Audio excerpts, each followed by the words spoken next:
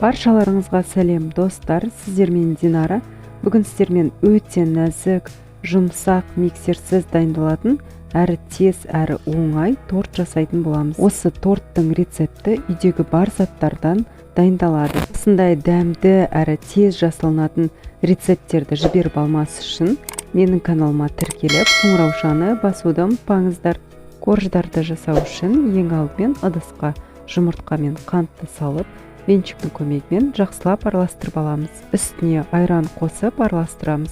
Жарты қасық сода және сұйық май қосып, тағы да араластырамыз. Какао мен ванилинді сито арқылы өткізіп, тағы да венчикпен жақсылап араластырамыз.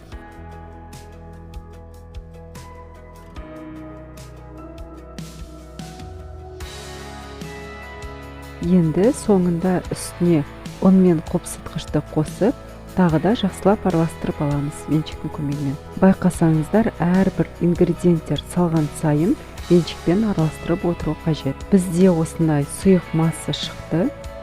Формаға пергамент қағазын төсеп, массамызды құямыз. Содан соң 170 градус қызып тұрған духовкаға шамамен 30-40 минуттай пісіреміз. Бізде осындай биік, үлкен шоколадты бисквит шықты.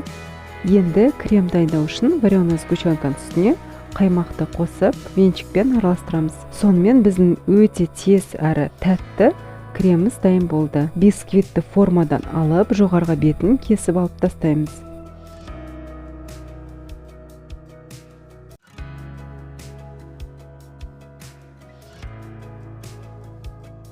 Содан соң бисквитті 3 корждарға бөлеміз.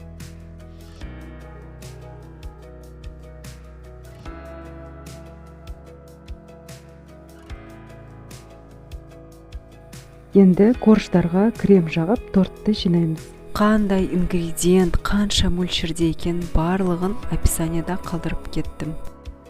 Ең соңғы корждан кейін кремді бетіне, бүйіріне, барлық жеріне жағып аламыз.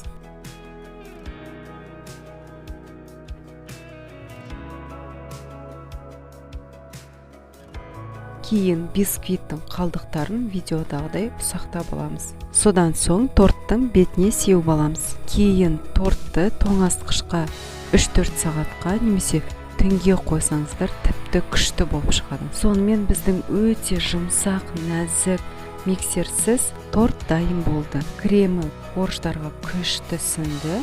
Міндетті түрде жасап көріңіздер. Осы рецепт өте оңай.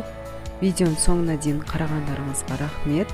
Каналға тіркелмеген болсаңыздар, міндетті түрде тіркеліп, қоңыраушаны басуды ұмытпаңыздар. Сіздермен болған Динара. Келесі кездескенше.